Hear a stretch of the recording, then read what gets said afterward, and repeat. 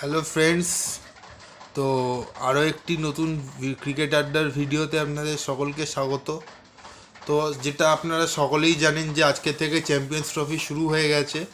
আজকে first match ছিল পাকিস্তান এবং নিউজিল্যান্ডের মধ্যে। তো সেই ম্যাচটার একটা ছোট্ট রিভিউ দেব, এবং কালকে ইন্ডিয়ার ম্যাচ রয়েছে, ইন্ডিয়া ভার্সেস বাংলাদেশ। সেই ম্যাচটার একটা প্রিভিউ দেব এই ভিডিওতে।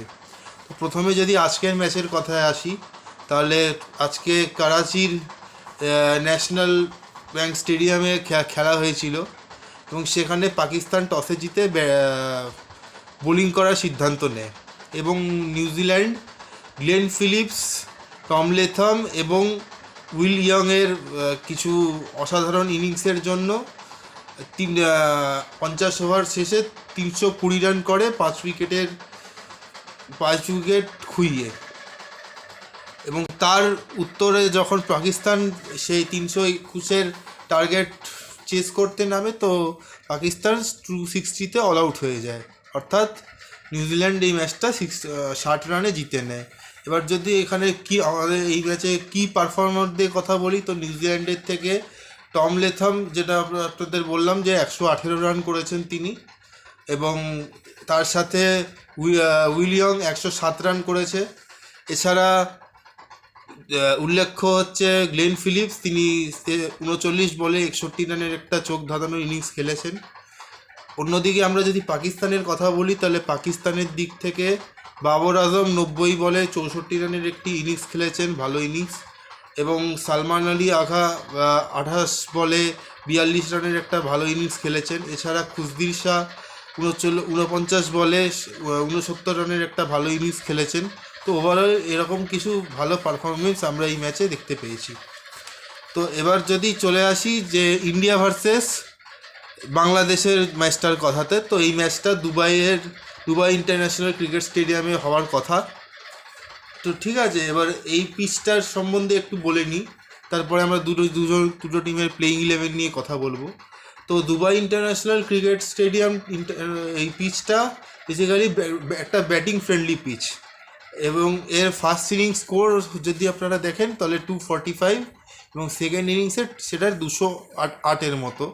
এবং মানে মেজরিটি অফ দ্য টাইমে সেকেন্ড যারা ব্যাটিং করে, মানে চেস যারা করে, তারা এই ম্যাচ জিতে থাকে এই মাঠে।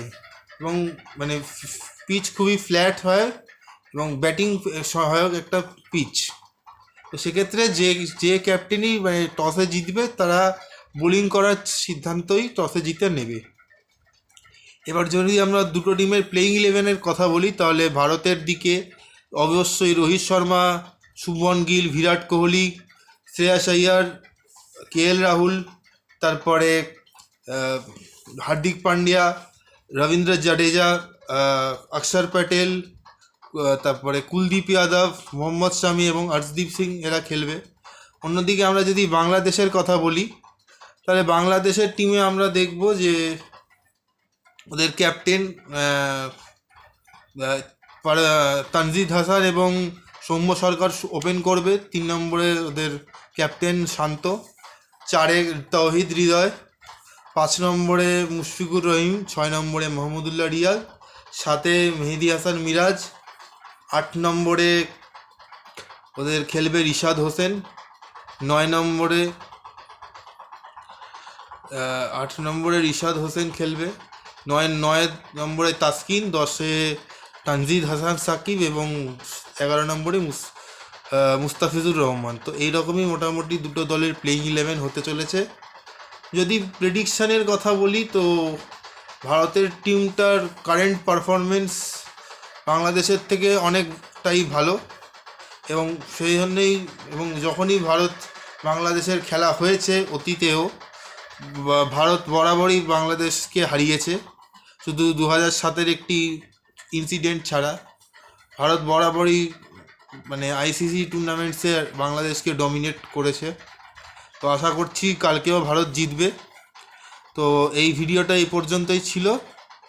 যারা যদি ভিডিও আমার ভালো লাগে তো লাইক করবেন, চ্যানেলে নতুন হলে সাবস্ক্রাইব করবেন, পাশে থাকা বেল আইকনটা প্রেস করতে ভুলবেন না। আজকের জন্য শুভরাত্রি, আবার নতুন ভিডিওতে দেখা হবে।